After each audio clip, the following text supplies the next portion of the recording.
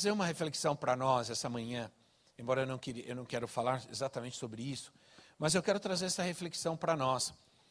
Se nós tivermos a ousadia de perguntar aos nossos membros, aos membros das nossas igrejas, ao nosso povo, que igreja eles querem, talvez nós vamos nos entristecer e nós vamos duvidar um pouco do que estamos fazendo, e do que estamos fazendo ali e do que eles estão fazendo ali na igreja também.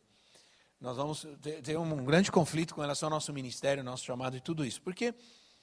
Porque qual pastor não fica triste ao ver os membros da sua igreja postando nas redes sociais frases de um outro líder, de outro pastor, de algum pastor importante, né, frases, pregações, ouça essa mensagem. Aí você vai lá, é uma mensagem do Paulo Coelho, né? Outros postam frases do Gandhi. Eu estou falando de crentes, membros da nossa igreja. Outro do Papa, né? Paiva Neto. E assim vai, né? E o pastor que talvez já tenha dito a mesma coisa, ou talvez frases até melhores, não tem nada do coitado lá na rede social, né? Qual pastor não fica triste ao ver os membros da sua igreja participando de eventos de outros ministérios, de outras igrejas, né? Dando ofertas em outros projetos missionários, né? E a igreja passando dificuldade, até dízimo. Qual pastor não fica triste quando o membro diz, olha pastor, eu dei o meu dízimo na igreja tal, coitadinho, porque eles precisam. Bom, se eles precisam é porque eles têm problemas, né, irmãos? Qual pastor não fica triste porque o membro não participa dos seus eventos, das atividades, mas sempre está postando, estive em tal lugar, estive em tal congresso, estive em tal atividade. Sim ou não, irmãos? O tema que nós estamos estudando esse mês, ele é muito importante, porque o tema é tempos difíceis, igrejas saudáveis. Parece ser uma contradição, né? Tempos difíceis e igrejas saudáveis. Mas, na realidade, quando nós olhamos para o mundo, tempos difíceis, justamente o que se espera é que as igrejas sejam saudáveis. Sim ou não, irmãos? Que as igrejas sejam saudáveis. Em tempos difíceis, qual deveria ser o papel da igreja? Qual deve ser o lugar da igreja? Né? Nós estamos aqui com pastores e líderes, e nós devemos ser pessoas capazes de fazer um diagnóstico, não de outros, como vivemos fazendo, né? Como somos muito bons em fazer, mas de nós mesmos, das nossas igrejas, nossos ministérios, sermos capazes de entender o que está acontecendo conosco. Por quê? Porque só um diagnóstico correto pode trazer uma cura completa. Vocês sabem que na medicina um diagnóstico errado pode até matar alguém, né?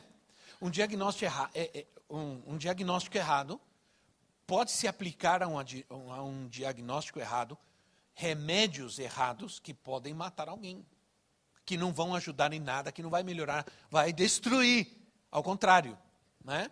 Então, um diagnóstico correto vai trazer procedimentos corretos e vai se dar o remédio correto para se resolver os problemas e não piorar.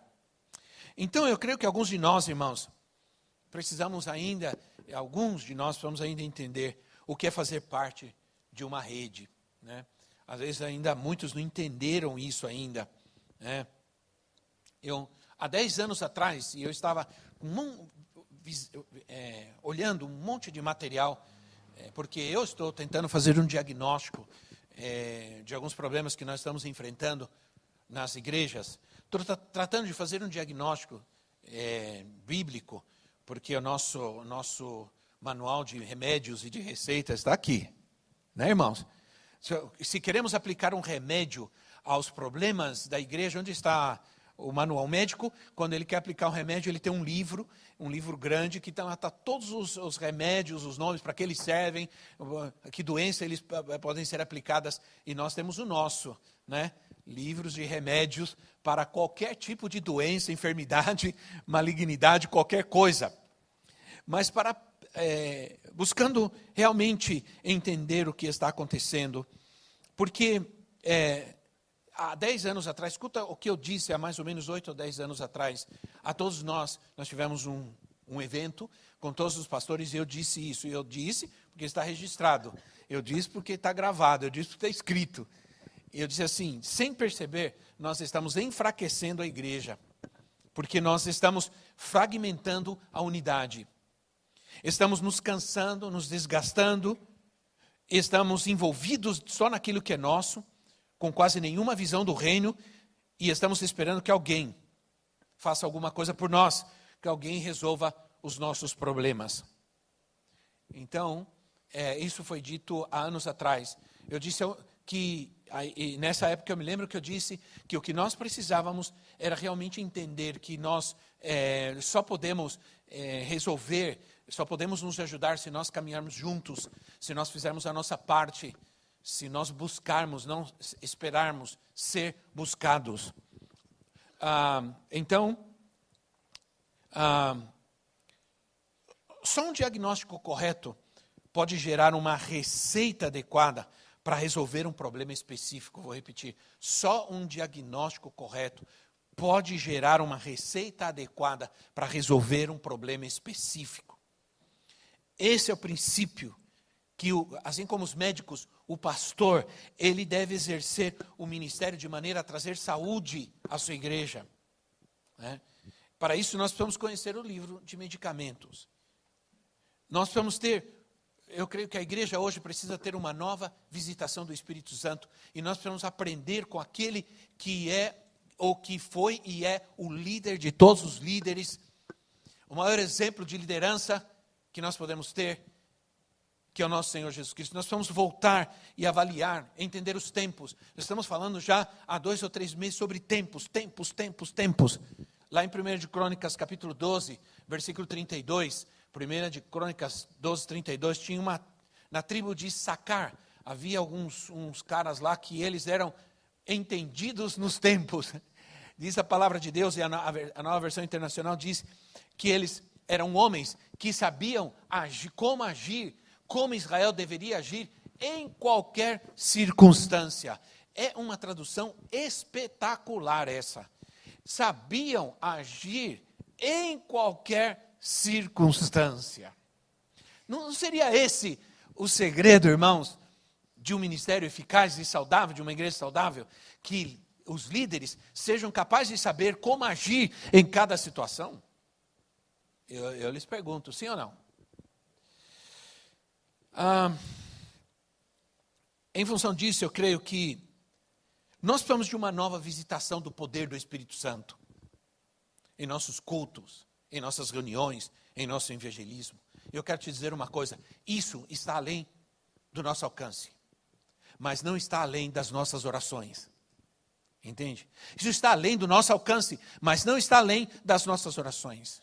Que eventos realmente de oração estamos tendo para um fim específico, não somente orar porque a igreja está precisando de dinheiro, porque não entrou dinheiro, não tem dinheiro para pagar aluguel, não tem, orar porque estamos passando necessidade, orar porque não sei, fulano e ciclano se convertam, orar, e tantas razões, mas que eventos estamos vivendo e fazendo para realmente alcançar um avivamento poderoso, um derramar do Espírito Santo, do poder de Deus, uma sabedoria para saber como agir em cada momento, discernir os tempos, entender os tempos.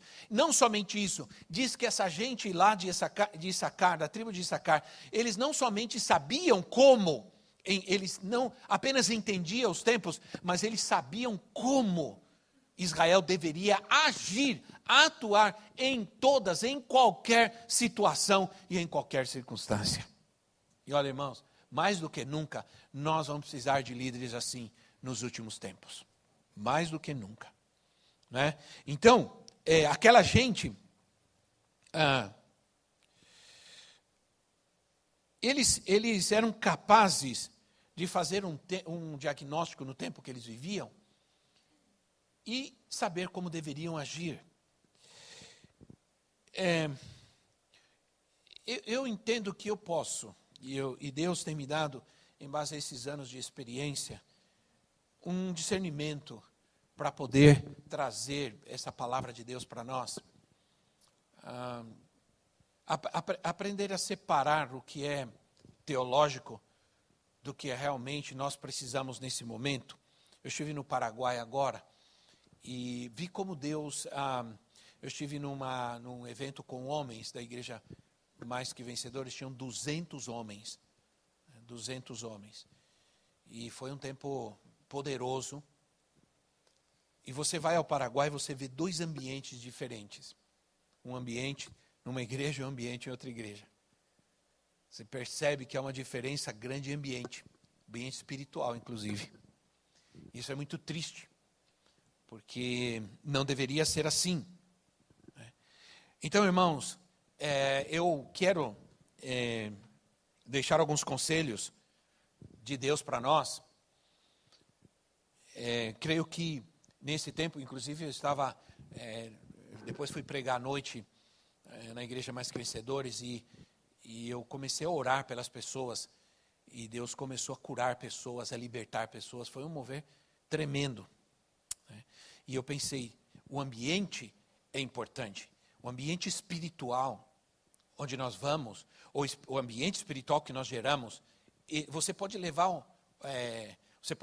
o Carlos Anacondia na sua igreja. Se o ambiente espiritual da sua igreja não estiver bom, nada vai acontecer ali. Sabia disso? Ninguém diz amém a isso, mas eu acredito nisso. Sabia? Se o ambiente espiritual da tua igreja não está bom, nada vai acontecer. Você pode levar o maior pregador do mundo. Se o ambiente espiritual da igreja não está bem, não vai acontecer nada. Pode levar, exatamente. Entende? Então, e nós somos aqueles... Nós precisamos aprender rapidamente, irmãos, qual é a diferença entre religiosidade e espiritualidade. Urgente, nós vamos aprender qual é a diferença entre religiosidade e espiritualidade. Nós estamos fazendo uma grande confusão com essas duas coisas.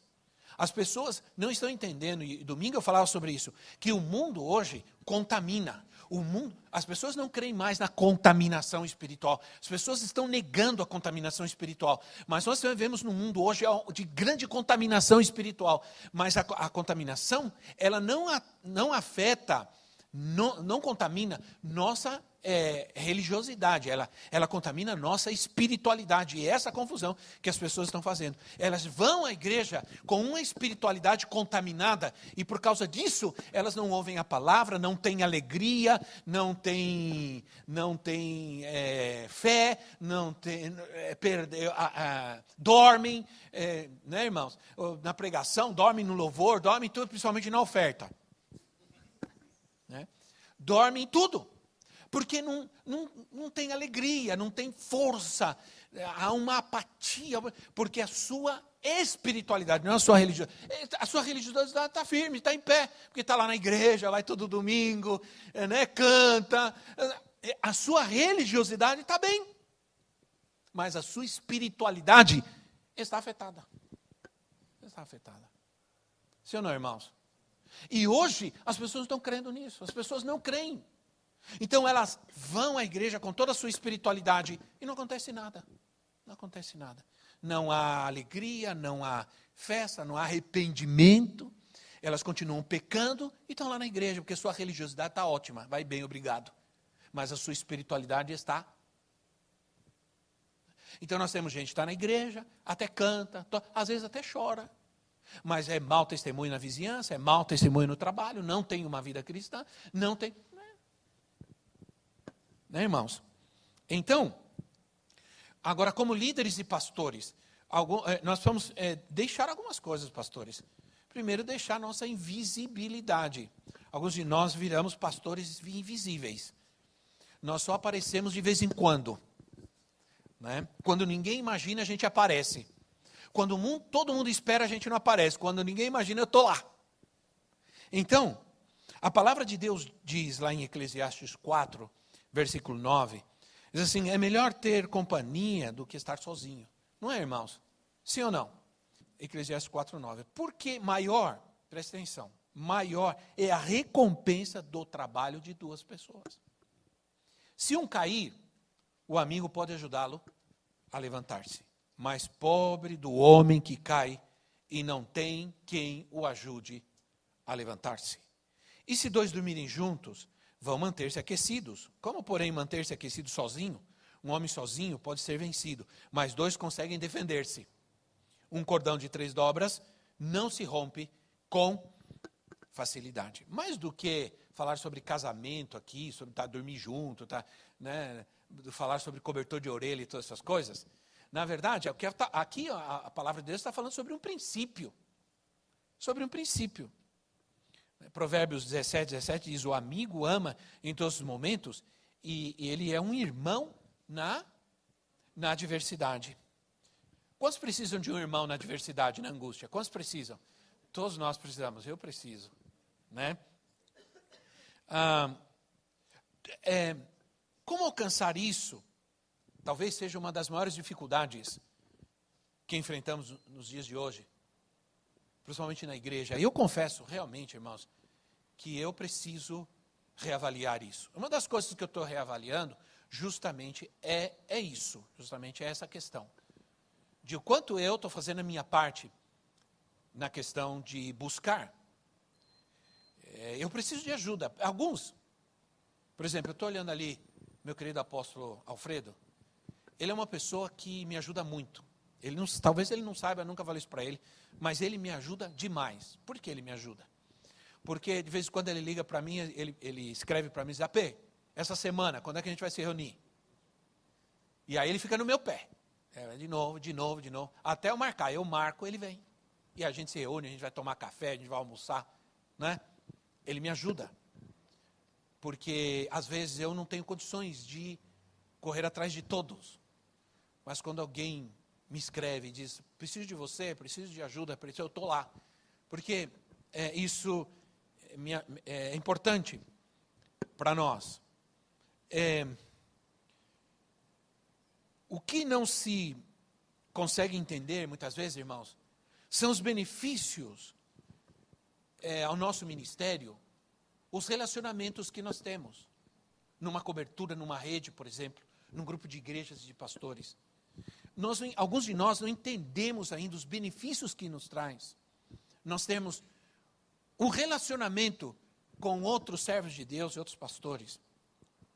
E sermos parte de uma família, não apenas de uma organização, o que é uma grande diferença. Não apenas de uma organização, mas de um organismo vivo, que é uma família, que é a própria igreja. Numa organização, a gente tem cobrança, tem supervisão, a gente tem um monte de coisa. Eu não sei se a gente vai gostar muito disso ligado durante... Só um pouco, tá? A hora que der uma refrescada, você desliga, por favor. Obrigado. Né? Realmente estava abafado, tá ou não tá, irmãos? Alguns estão tirando a blusa aí, né?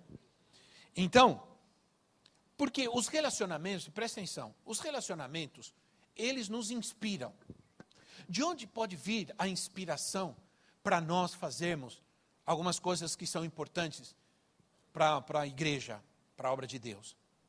Nós adquirimos adquirimos essa inspiração nos relacionamentos. Eu vejo que alguns estão, por exemplo, os exemplos e os testemunhos, e aquilo que fazemos. Quando eu não me lembro quem falou assim, esse é um café de hotel 5 estrelas, falou assim, né? Alguém falou. Né? E imediatamente veio na minha cabeça, é isso mesmo. Porque a forma em que nós fazemos as coisas, elas têm o objetivo de inspirar outros a fazer a mesma coisa. Entende? Então, quando você vai fazer alguma coisa, você vai pensar, não, eu vou fazer uma atividade na minha igreja, mas eu vou fazer como a gente faz na nossa rede. Fazer uma coisa bem feita, não vou fazer qualquer coisa. Né? Você é inspirado nos sucessos, nos êxitos, e até nos erros, nas falhas, e até nos fracassos. Até os fracassos de outros nos inspiram, sabiam? Justamente nos inspiram a não cair na mesma situação. Né? Então, eu estou vendo alguns aprendendo com o que nós fazemos. E eu fico feliz de ver isso, dando mais qualidade à sua igreja, aos seus eventos, dando mais aparência, dando mais visibilidade. É isso que Deus quer, que você dê visibilidade à obra. Os relacionamentos nos ensinam, porque nós aprendemos uns com os outros. Eu tenho muito que aprender com vocês. Eu já aprendi muitas coisas com vocês. Eu estou estudando, e eu estou estudando a frase, o princípio, uns aos outros. Peguem uma concordância bíblica e coloquem a frase uns aos outros no Novo Testamento, e você vai ver quantos versículos você encontra sobre uns aos outros. Amem uns aos outros, carreguem as cargas uns dos outros, e assim vai, uns aos outros, uns aos outros. É muito princípio nesse sentido. Então, nos ensinam, nós aprendemos. Talvez alguma coisa que eu não sei fazer bem, eu aprendo com você. Outra coisa que você não sabe fazer bem, você aprende a fazer comigo. Mas isso só é possível nos relacionamentos. Se não há relacionamento, não aprendemos nada uns com os outros. Não aprendemos nada. Aprendemos até com os nossos filhos, na educação dos nossos filhos, como tratar melhor a esposa. Vai lá para casa, eu ensino para você como se lava bem uma louça. Vai lá para casa, eu te ensino como se limpa bem uma cozinha. Vai lá. Não é? Então, quer dizer, os relacionamentos, eles nos inspiram, né? Eles nos ajudam, eles nos ensinam, nós aprendemos, nós estamos aqui hoje, estamos aprendendo, sim ou não? Estamos aprendendo. Os relacionamentos aliviam a nossa carga. Levai as cargas uns dos outros. Bom, não é levar a carga de todo mundo, é levar as cargas uns dos outros, né? Eu levo a minha, você leva a sua, e assim nós vamos. Às vezes a sua é mais pesada, a minha é mais leve. Fazer o quê, né, irmãos? Alguns têm umas cargas mais pesadas, né? Mas a gente ajuda. Então, o que é isso? O que é aliviar as cargas? É compartilhar as necessidades. Às vezes o pastor, ele chega quando a casa já caiu, irmão. E aí levantar é um problema. Chega, está com um monte de problema, um monte de dificuldade, está com 3, 5 aluguéis atrasados, e a casa já caiu, e a gente não tem como ajudar. A gente está tentando encontrar soluções para poder estar apoiando irmãos, pastores, igrejas, ministérios, porque as dificuldades são imensas, né? Principalmente nos dias de hoje. Então, nós temos que sair da periferia. Irmãos, nós somos uma organização, nós somos um organismo vivo, nós somos uma família, nós somos uma rede, e nós temos que sair dessa periferia, né? Mas alguns ficam só na periferia, eles não entram, né? Ficam ali rodeando, e sempre eu ensinei que ter uma autoridade sobre a minha vida, escute bem o que eu vou dizer, ter uma autoridade sobre a minha vida estabelece a postura que os meus liderados têm comigo. Sabia disso? Vou repetir. Ter uma autoridade sobre a minha vida estabelece claramente a postura que os meus liderados vão ter comigo. A forma como eu me comporto com a minha autoridade, com alguém que está sobre mim, vai estabelecer como as pessoas a quem eu lidero vão me tratar e vão me ver também. Sabia disso? Isso é muito sério, irmão. Talvez por isso que alguns escolheram ficar sozinhos, né? Porque é melhor assim. E vamos que vamos, né? Porque, na verdade, eu disse aos líderes da igreja lá no Paraguai, eu disse assim, o problema de alguns, a resistência que alguns pastores têm em discipular, é porque eles têm medo de ver outra pessoa igual a eles andando por aí, né? Jesus não teve esse problema. Quando olharam os discípulos, eles eram cristinos, não cretinos, né? Eram cristinos, cristãos, eles eram iguais a Cristo.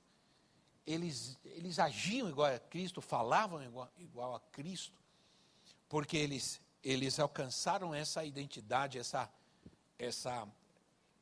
atitude, e o evangelho se espalhou e muita gente se convertia, porque as pessoas eram influenciadas por aquele estilo de vida. Então, nós devemos trazer novamente, irmãos, e eu quero dizer uma coisa para vocês. Eu não gosto de eventos que visam melhorar a nossa capacidade administrativa. Há muitos eventos por aí, sobre igreja, sobre administração, sobre liderança, sobre não sei o quê. Eu penso que eu gosto de eventos que tratam de melhorar a espiritualidade da igreja. A espiritualidade da igreja.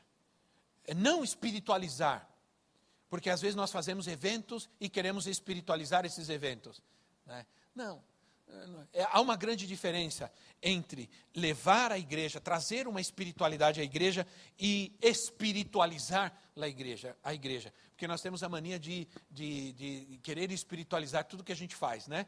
E queremos espiritualizar a igreja, não trazer espiritualidade à igreja. É sair do isolamento. O isolamento não faz bem. O isolamento é destrutivo. Né? Nós não podemos julgar e nem desconfiar de quem anda sozinho e não tem nenhuma autoridade, não responde para ninguém. Né? Isso é questionável. Você pode ter dúvidas com relação a essa liderança, esse ministério, porque o problema do isolamento, sabe qual é o maior problema para sair do isolamento? É o medo, é o temor que se tem. Dizem que cachorro que foi mordido por cobra tem medo até de linguiça, né, irmãos? Então, quando uma pessoa sofreu, uma pessoa foi injustiçada, uma pessoa foi maltratada, foi ferida num relacionamento de cobertura de liderança, ela tem medo de se envolver e ela acaba se isolando, porque ela tem medo de passar outra vez por aquela situação, ela tem medo de sofrer outra ferida. Mas sabe, irmãos, há uma história, eu gosto muito de uma história, mas antes, deixa eu te dizer uma coisa. Isolar-se, quando você se isola, você não está fazendo só mal a si mesmo, mas você está privando a outros, você está privando o corpo de Cristo, está privando a igreja daquilo que Deus te deu, do dom que você tem, da ferramenta que Deus te deu. Você está privando a outros daquilo que você tem de Deus na sua vida, para dar. Porque aquilo que recebemos de graça, nós devemos da mesma maneira dar. Há algo que Deus nos deu para dar à igreja, para dar ao corpo. O que são os dons? Senão uma capacidade de Deus para a edificação do corpo. Mas se eu me isolo e me nego, e isso se refere a qualquer um de nós que estamos aqui, nenhum de nós escapamos desta verdade, deste princípio de que há algo de Deus na minha vida, que o corpo de Cristo precisa, mas por causa do meu isolamento eu estou negando o corpo de ter o que Deus me deu, porque eu me isolo. Há uma história interessante, que dizem que durante a era glacial, muitos animais morreram por causa do frio. Por exemplo, aí os porco-espinho, sabe qual é o porco-espinho, né? Aqueles que... Eles perceberam a situação e resolveram se unir em grupos. Se juntarem em grupos para se aquecerem, para se agasalharem e se protegerem mutuamente. O problema é que eles eram porco-espinho. Né? E aí, o espinho de um começou a ferir o outro. Né? O espinho de um começou a machucar o outro. E aí, quando eles se aproximavam demais para se aquecer, estar juntos, compartilhar... Para fornecer calor, vinha um e cutucava o outro e se feriam e começaram a se afastar. E começaram a morrer congelados. Então eles precisavam fazer uma escolha. Ou nós ficamos juntos e suportamos os espinhos uns dos outros, ou nós nos separamos e nos isolamos e morremos. Hein? Será que dá para entender aqui? Eu preciso explicar melhor, irmão. Não, né? Ou a gente está junto, se aquece, compartilha, tá junto, trabalha junto. E um suporta o espinho do outro, né, irmão? Porque cada um de nós temos os nossos espinhos. Não são só os irmãos que têm espinho, nós também temos, né? Ou a gente se isola e morre de frio. E morre congelado. Essa é uma grande realidade. Isso é um princípio. Então nós vamos fazer uma escolha. Sabiamente, diz a história, que eles preferiram ficar juntos. Aprenderam a conviver com as pequenas feridas, provocadas pelos espinhos uns dos outros. Aprenderam a suportar, né, os momentos de ai. Aprenderam a suportar. E venceram.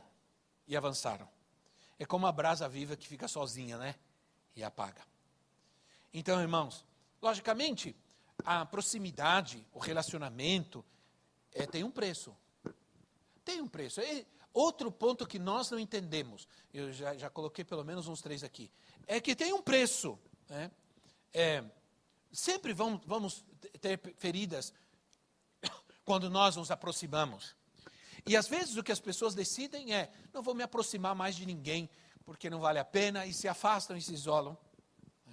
Então, a proximidade, a comunhão, os relacionamentos, eles têm um preço. Eles têm um custo.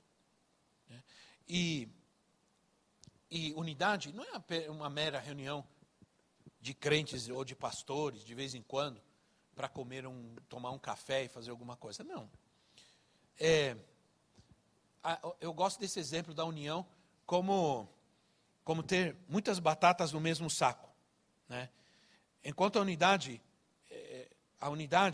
isso é a união. A unidade é quando essas batatas são cozidas, amassadas e se tornam purê. Né? Enquanto elas estão no saco lá, aí você tem uma união. Né? Agora, unidade é quando essas batatas elas são amassadas e elas se tornam um purê. Elas não perdem a sua essência, a sua qualidade, mas elas estão amassadas. Então, a unidade ela tem o preço do fogo, do quebrantamento, do amassamento. Né? A unidade, ser batata não é tão difícil. Ser purê já tem que ser amassado, colocado no fogo, cozinhado e amassado, certo? É uma diferença. Então, sempre há um preço. Sempre há um preço. Que muitas vezes, por quais razões, nós às vezes não conseguimos entender. Eu já estou sentindo falta, Zé, eu estou sentindo falta do meu microfone, porque meu braço está doendo, cara. Será que vai ficar pronto? Já está pronto? Não estou aguentando mais segurar esse negócio, é muito pesado, irmão. Né? Então, o meu microfone aqui pifou e eu não estou aguentando segurar esse negócio aqui, está me doendo o braço. Então, irmãos, nós precisamos fazer o quê? O que nós vamos fazer, irmãos, amados? Precisamos assumir nossa própria responsabilidade. Pode desligar, por favor, alguém pode desligar isso aqui, senão eu vou ficar gripado aqui. Né? Gálatas 6, 4 e 5. Gálatas 6, 4 e 5 diz assim: cada um examine os próprios atos, e então deverá orgulhar-se de si mesmo, sem se comparar com ninguém, pois cada um deverá levar a própria carga. Uma ideia prolífera nas redes e nas coberturas e tudo, é que alguns ministérios não progridem, não crescem, porque há algum problema na liderança, algum problema na organização, alguma maldição no líder, sei lá, qualquer coisa assim. Antes a culpa era das denominações, agora a culpa é das redes. Sabe lá de quem mais será a culpa, né? Culpar alguém sem analisar, sem diagnosticar a minha própria condição, é no mínimo irresponsável. Irresponsabilidade.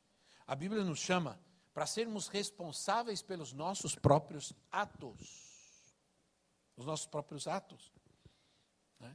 E Jesus explica isso muito bem, quando ele diz assim, que quando você fica olhando no cisco que está nos olhos do teu irmão, e você se esquece do tronco que está no seu, né? No galho, no tronco que está no seu. Jesus explica mais ou menos isso. a tendência que nós temos de olhar para os outros, de culpar aos outros, de direcionar aos outros, né? Então, Paulo, diante disso tudo, de participar, por exemplo, participar da ceia do Senhor em pecado e sofrer condenação, eles, antes de você fazer isso, examine, faça um autoexame. Ninguém pode examinar você, você tem que aprender a assumir sua própria responsabilidade. Então, irmãos, quando nós encontramos um estancamento em nosso ministério, em nossas igrejas, quando encontramos que isso está acontecendo, e realmente está acontecendo em algumas igrejas e ministérios, nós temos que diagnosticar, nós temos que sermos responsáveis o suficiente para poder olhar para nós mesmos e dizer onde eu tenho que mudar, onde eu estou falhando, onde eu estou errando. E mudar. Tirar os olhos dos outros e colocar em nós mesmos. E procurar buscar nossa própria responsabilidade em nossos próprios fracassos. Antes de estar culpando qualquer um. Ninguém diz amém a isso, mas eu acredito profundamente nisso. Então, quais são as causas de um estancamento de um ministério, de uma igreja? Bom, um deles é o espiritual. É aquilo que eu falei, a diferença entre espiritualidade e religiosidade. Espiritualidade, irmãos, não é preguiça. Espiritualidade não são exclamações apaixonadas, né? Espiritualidade tem muito mais a ver com caráter do que com gritos, berros, saltos, sapatinho de fogo, canela de fogo e sei lá mais o quê. Tem mais a ver com caráter. Não estou dizendo que essas coisas não são corretas, não são boas, não. Estou dizendo que isso não é... Não, o que eu estou dizendo é que espiritualidade não é exatamente isso. Espiritualidade tem mais a ver com caráter. Ninguém diz amém a isso, mas eu acredito nisso. Então, falta de oração, estudo da palavra, é incrível um pastor não entender que o maior tempo eu vou dizer uma coisa para vocês, irmãos. Eu estudei numa faculdade teológica batista tradicional. E era tradicional mesmo, que inclusive a gente tinha umas brigas lá, por causa de falar em línguas e tudo mais, que era brava, não era, Flávio? Flávio, também nós estudamos juntos, nós estudamos na mesma época, né? Só que o Flávio demorou para terminar. Flávio, nem vou falar quantos anos foi, né, Flávio, para tirar o diploma. Quanto foi? 7 anos. Né? Então, porque era muito difícil, era realmente, para quem trabalhava o dia todo e tudo, era um negócio muito puxado. Mas era uma faculdade batista até, né, o último cabelo, né? Mas aquela gente, né, eles tinham uma capacidade de ensinar para nós a palavra de tal maneira, né, que que há pregações que a gente ouviu, a gente não esquece mais. Porque eles tinham uma profundidade tão grande no estudo da palavra. Por exemplo, um doutor em teologia ensinou para nós que um pastor, para pregar 40 minutos, porque eles pregam 40 minutos no máximo, assim, né? Para pegar 40 minutos, precisa ter pelo menos 8 horas de estudo do texto. Pelo menos 8 horas. E eu assumi isso na minha vida muito, porque eu acabei descobrindo que você só encontra revelações de Deus quando você escava muito na palavra, quando você trabalha muito com a palavra. Não é simplesmente abrir a Bíblia no sábado para pregar. Irmãos, nós estamos matando o povo, porque nós não estamos entendendo. Um atleta, quando ele vai correr uma corrida, sabe quanto dura uma corrida de 100 metros? Que é considerado o atleta mais completo, é aquele que vence uma corrida de 100 metros. Você sabe, dura 9 segundos. Uma corrida de 100 metros dura 9 segundos. Sabe quanto tempo se prepara um cara desse para correr 9 segundos? Você sabe tudo que ele tem que fazer, tudo que ele tem que treinar, todo o tempo que ele tem que gastar, tudo que ele tem que suar, tudo que ele tem que se alimentar, tudo que ele tem que treinar para poder correr 9 segundos. E nós vamos pregar um sermão que, vou pregar hoje à noite, e lá para o meio-dia, depois do almoço, com a barriga cheia, a gente vai sentar e ver lá um versículo, ver lá um texto, ô Senhor, fala comigo. Irmão, nós estamos destruindo o povo. Nós estamos acabando com a igreja do Senhor e não estamos entendendo isso. Não é? E eu como apóstolo, como pastor, pelo menos da maioria de vocês, com toda a propriedade eu estou dizendo isso. Eu aprendi que para encontrar as revelações de Deus, nós temos que estudar e estudar e estudar muito, muito, muito, muito. Entende? Se nós queremos o respaldo do Espírito Santo, mas nós não queremos fazer a nossa parte, nós queremos que Ele faça tudo.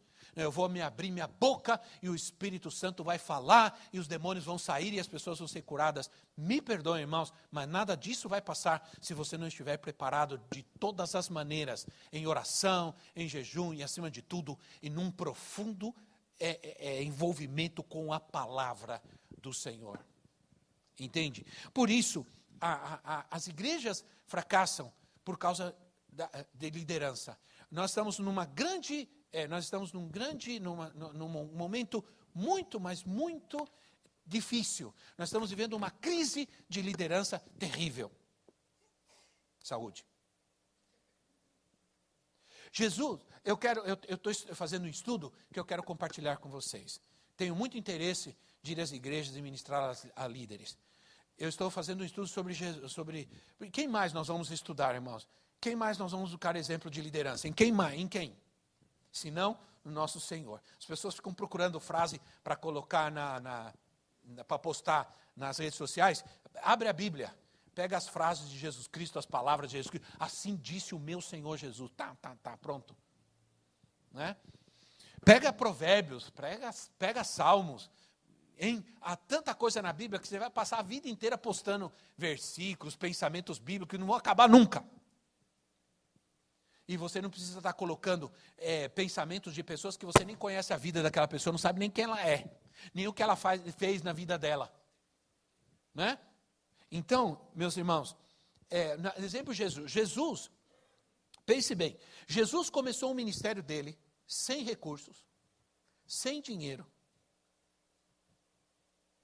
Vivia num tempo difícil, em Roma, ou todos os recursos estavam com Roma. Roma tinha tudo. Jesus não tinha nada.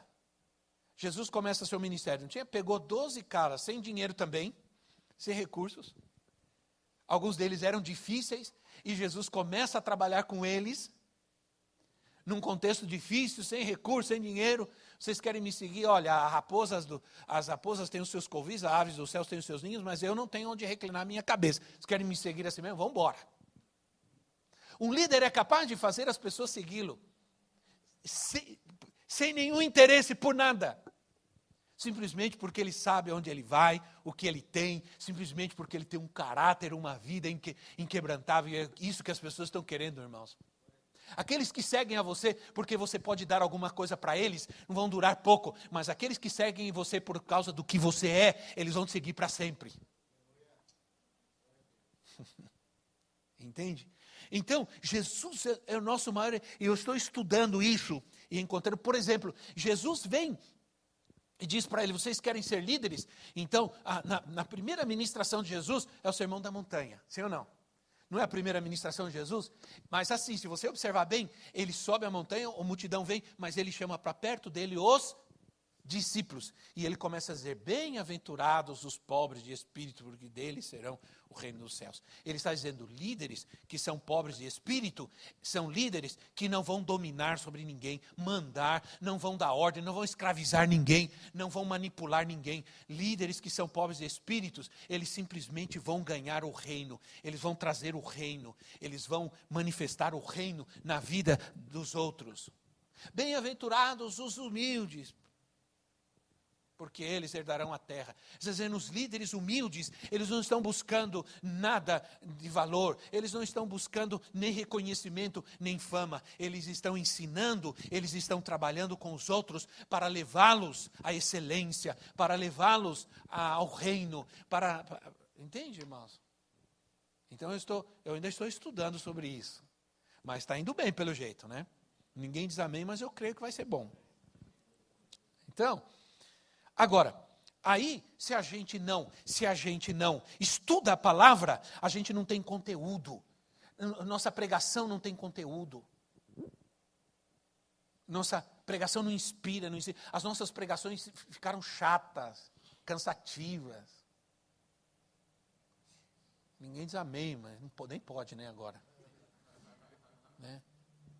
Porque estamos generalizando, não ensinamos nada, né? Então, aí é aquela viagem, né? Será que a viagem, irmãos, dispersa? Você está viajando, todo mundo também está viajando. Você está viajando na pregação e o povo também está viajando para outros lugares, né? Alguns são capazes de ir até para Disney, para a Europa, e quando você está pregando. É uma viagem tremenda, vira uma agência de viagens, né? Então, aí por outro lado, a gente tem discursos repetitivos, religiosos, né? E apresentados muitas vezes aos berros, aos gritos, porque muitas vezes o recurso para tentar trazer ânimo e pôr fogo é dar uns berros e uns gritos, né? E tudo. Eu conheci alguma pessoa que ela, quando está no meio da pregação, ela não sabia o que dizer, ela começava a chorar, falar em línguas e berrar. Né? Ela perdia o fio da meada, não sabia o que dizer, começava a chorar, falar em línguas. Então, uma coisa está errada aqui. Sempre de repente começa a orar, falar em língua, todo mundo fica olhando, perdeu o fio da meada, não sabia o que dizer. Então, e com o tempo, tudo isso vai desinteressando as pessoas, irmãos.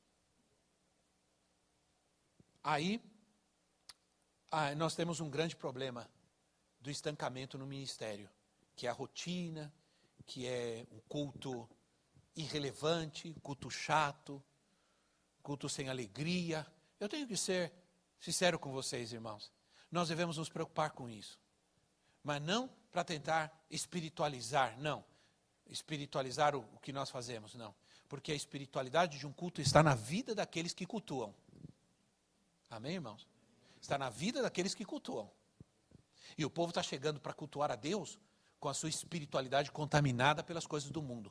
Contaminada pelo pecado, contaminada pela mentira, pela pornografia. Estão lá na internet metidos na pornografia. Irmão, você entra na internet e vê pornografia, aquela imagem vai encravar na sua mente. E você vai para a igreja adorar a Deus, e você chega lá, está ouvindo a palavra e tudo, você tem aquela imagem na tua mente. Lindo, né? Entenda que a pornografia, o propósito dela é colocar imagens na nossa mente, que vão provocando atitudes em nós. E talvez você diga, apóstolo, será que é preciso estar dizendo isso a pastores e líderes? Que me digam vocês, irmãos. Agora, a falta de leitura da palavra, a simples leitura da palavra. Eu viajei esses dias e 2 ou 3 dias eu não pude fazer minha leitura diária, que eu estou fazendo a Bíblia para o ano todo. E eu me senti uma falta terrível. Eu preciso colocar em ordem minha leitura diária. Aí comecei a ler. Eu estava lendo, estou um pouco atrasado, né? E eu estava lendo Salmos e de repente, irmão, comecei a ler, não queria parar mais. Já não estava lendo porque eu tinha que pôr em ordem minha leitura diária. Estava lendo porque estava me dando um prazer, uma alegria. Muito. Eu não queria parar, mas está muito bom isso daqui. Obrigado, Senhor, porque o Senhor está me dando prazer em ler a tua palavra, alegria, prazer, entende? E eu fui lendo, não queria parar mais, porque estava muito bom aquilo. Então, irmãos, olha, eu quero dizer isso para vocês, ter uma atitude de aprender, irmãos. Alguns de nós, queridos, nós vamos a uma reunião, a uma atividade, até um estudo bíblico, que a gente nem Bíblia tem na mão. Nem Bíblia carrega mais. Alguns de nós nem Bíblia carregamos mais. Quanto mais fazer aquela anotação dos pontos principais da pregação, dos versículos, para depois sentar e ver, e ler, reler, e poder pegar aquilo e trabalhar com aquilo, ter um coração ensinável. Isso é uma das coisas que eu mais aprendi com o meu pastor, foi ter um coração ensinável. Isso é, se eu não estou pregando, eu estou sentado aprendendo. Mas alguns pastores, irmãos, eles não têm, está faltando esse espírito. Eles são tão inquietos, eles são incapazes de sentar e ouvir alguma coisa. São capazes de aprender, porque talvez já creem que já sabem tudo e não precisam aprender nada. E sempre estão fazendo alguma coisa quando deveriam estar sentados ouvindo. Muitas vezes não é fácil ficar sentado ouvindo vocês, ainda vocês me ouvem de vez em quando, mas ainda eu tinha que ouvir às vezes o apóstolo Norma pregar 1h30, 2 horas seguidas. E às vezes eu ia com ele para algum lugar e ouvia já tinha ouvido aquele ensinamento já umas 300 vezes. Já sabia todos os versículos de cor, mas sentava e ficava ouvindo. Né? Eu me lembro uma vez que nós fomos para um lugar lindo, irmãos, Oceano Pacífico, porque é do lado de cá, na América Central, na Guatemala, nós fomos para um lugar que é o Oceano Pacífico. E nós nos reunimos num lugar que literalmente era na praia. Era 100 metros assim, caminhava 100 metros, talvez menos, estava a praia assim. A praia. Uma praia de areia preta, porque é areia vulcânica, né? E o Oceano Pacífico, e o apóstolo começou a ensinar, e me deu um sono, me deu um negócio. Eu peguei, levantei e fui dar uma volta, porque eu estava morrendo de sono. Fui para a praia, voltei. Quando eu voltei, ele já estava terminando. Aí, quando terminou, ele passou por mim e falou assim, já não quer mais me ouvir não, né? Já não quer mais me ouvir não, né? Já sabe tudo, já? Me deu uma dura. Eu falei, não, Guerrito, eu estava com sono, não aguentava, eu ia dormir. Aí ele passou, aí não falou nada. Ele brincava assim às vezes. Bom, vocês lembram disso, né? Ele gostava de brincar com a barriga de alguns de vocês, né? Ele dizia, você está comendo demais, não sei o quê. Então, eram verdades ditas de uma maneira, né? Então, irmãos, nós precisamos aprender a crescer, aprimorar. Nós precisamos agregar conteúdo à nossa pregação. Agregar conteúdo às nossas mensagens, aos nossos estudos. É interessante como alguns líderes, eles arrumam o que fazer na hora de aprender. Né? E na hora que tem que aprender, eles arrumam alguma coisa para fazer. Na hora que tem que pregar, eles sempre estão dispostos, mas na hora que tem que aprender, eles sempre arrumam alguma coisa para fazer. Né? E algumas coisas são importantes. Então, a palavra de Deus diz, olha, essa atitude, irmãos, ela gera um estancamento pessoal no ministério. Escuta o que eu estou te dizendo. Aceita meu conselho.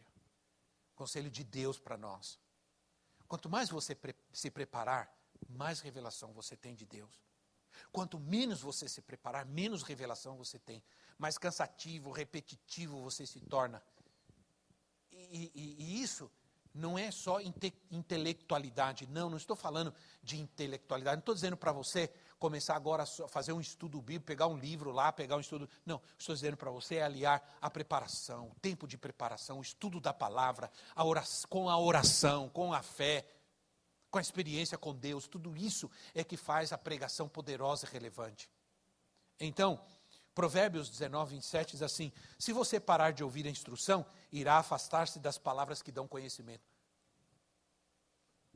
Abre aí, por favor, Provérbios 19, 27. Pega esse versículo, anota ele, põe um papel aí, chega lá, imprime ele, põe na coisa da geladeira ou na tela da televisão. Né? Porque diz assim, se você parar de ouvir a instrução, irá afastar-se das palavras que dão conhecimento. Olha, irmão, se você parar de ouvir a instrução, por mais chata que seja, o apóstolo Norma sempre dizia assim, eu sempre vou estar disposto a ouvir alguém que abra a Bíblia e ensine, mesmo que ele não saiba falar direito e não tenha muita instrução. Porque se ele abrir a Bíblia e ensinar, alguma coisa eu vou aprender. Ele sempre dizia isso. Isso para mim sempre foi uma verdade na minha vida. Então, meus irmãos, Provérbios 8:10 diz assim, prefiram a minha instrução à prata e o conhecimento ao ouro puro. Simplesmente o que está dizendo aqui é: priorizem, amem, desejem, anelem, mais do que qualquer outra coisa, adquirir o conhecimento, a instrução.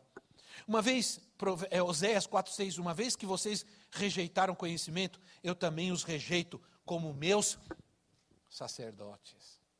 Irmãos, a Bíblia é Bíblia, não mudou. Escute bem, se vocês rejeitam o conhecimento, se vocês rejeitam o conhecimento de Deus, eu também o rejeito como meus sacerdotes. Entende? Isso é terrível, ouvir isso. Alguns me perguntam, por que fracassou tal ministério? Por que fracassou tal igreja?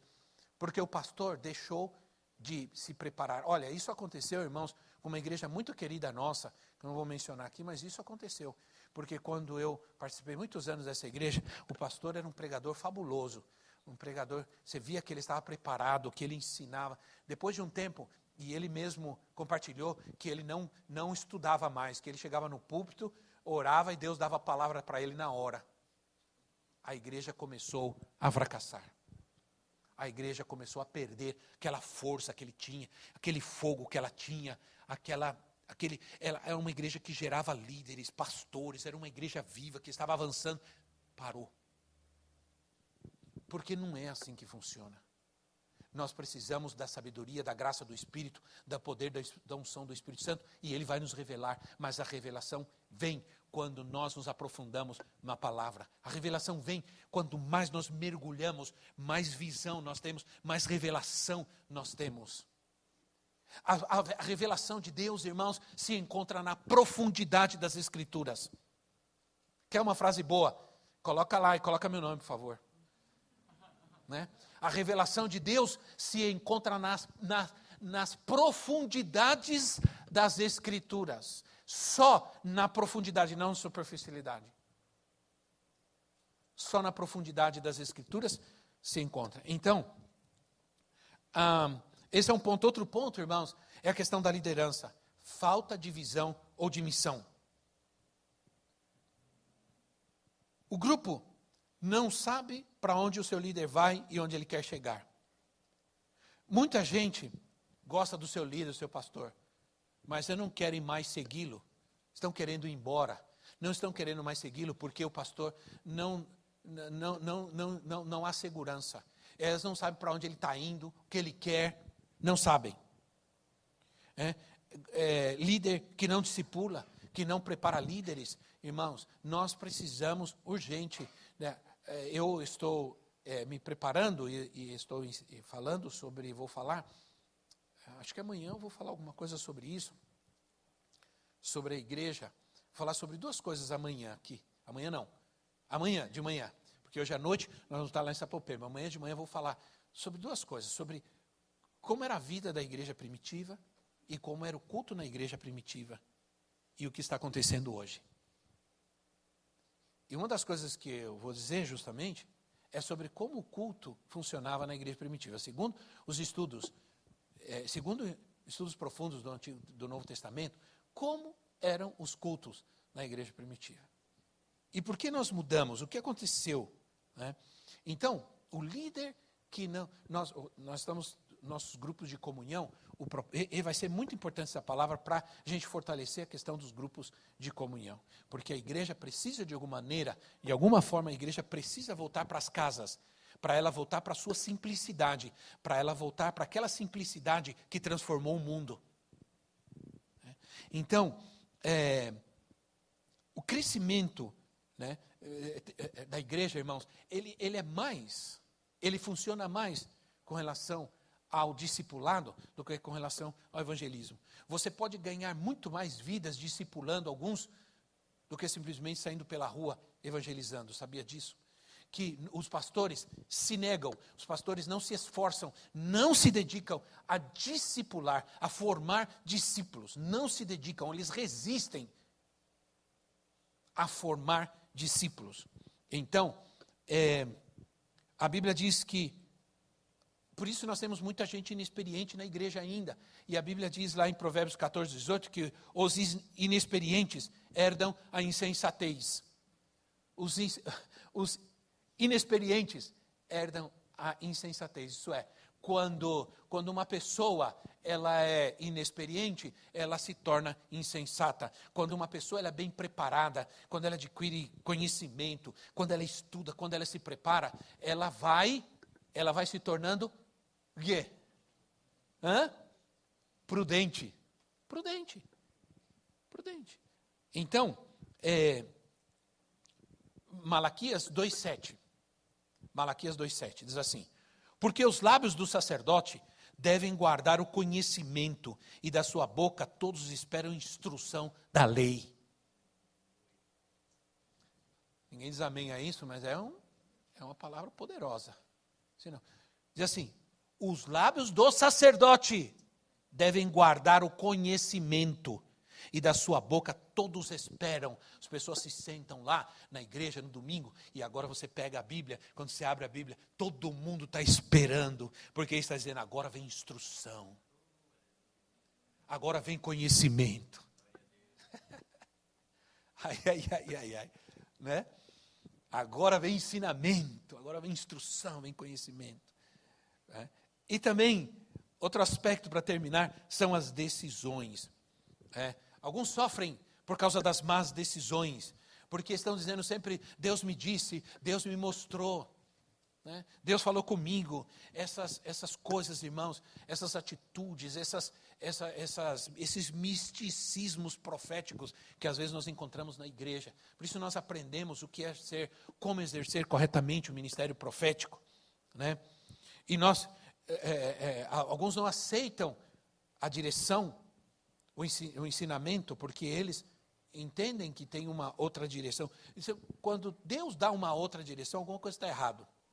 Né? Tem pessoas que chegam para vocês e dizem assim, olha, pastor, estou vindo para essa igreja porque Deus me mandou eu vir para cá. Aí passa 3 anos, 4 anos, ele chega, pastor, ó, Deus me disse que eu tenho que ir embora. Acabou meu tempo aqui, Deus me disse que... É incrível. Deus disse, agora Deus disse. Alguma coisa aconteceu que aborreceu a Deus. E Deus falou, sabe uma coisa, sai daí. Quer dizer, Deus fica brincando, né? Mandando um para cá, outro para lá, e fica assim, você agora vai para lá, você vem para cá. Depois de uns 3 anos você vai embora daqui. Isso é uma brincadeira. Deus não é Deus de brincadeira. Deus não está interessado nem vou falar o que estou pensando, a palavra que veio à minha mente não vou falar. Deus não está interessado nessas meninices, tá bom, vai usar uma expressão aqui que gosta muito, o Zé gosta muito. Deus não está interessado nessas meninices, para não dizer outra coisa, sim ou não, irmãos? Porque Deus disse, agora Deus não, mas Deus não falou, mas agora falou mais. Deus me mandou ir para Palmas, Tocantins. Aí vai para lá, fica 1 ano lá, volta todo arrebentado, mas Deus mandou voltar. As pessoas brincam com Deus, irmãos. Brincam com a palavra de Deus, com a direção de Deus. Brincam com a revelação. Brincam demais, brincam com a palavra. E não pode haver seriedade se nós não nos dedicarmos a conhecer. Né? Se nós não tivermos, irmãos, temos que estar dispostos a abrir nosso coração a mudanças, colocar ordem, ser humildes, nos dedicar mais ao ensino da palavra, ao conhecimento da palavra. E eu, mais do que nunca, estou estudando vários princípios de liderança e tudo, porque eu quero ser capaz de ensinar a palavra de Deus com mais profundidade. Amém, irmãos? Porque é o que nós precisamos. Estamos vivendo tempos difíceis. Quero dizer uma coisa para vocês, irmãos. Pastores que estão aqui, preparem-se. Porque às vezes nós não estamos vendo, nós não estamos analisando os tempos difíceis que nós estamos vivendo. E essas ideologias que estão vindo, elas estão vindo com uma força de argumentação terrível.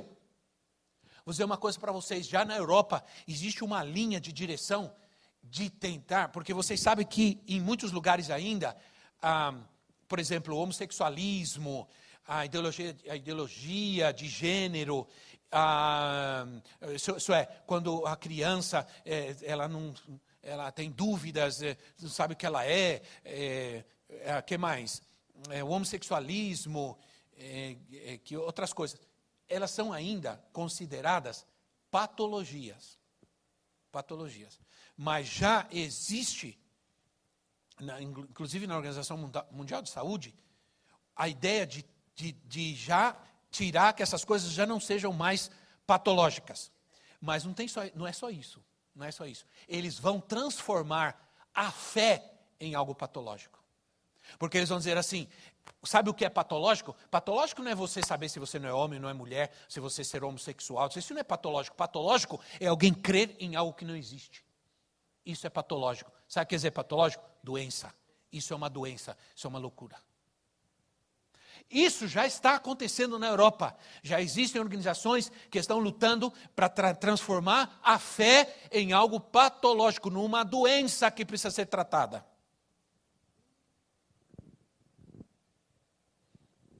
Isso é coisa séria.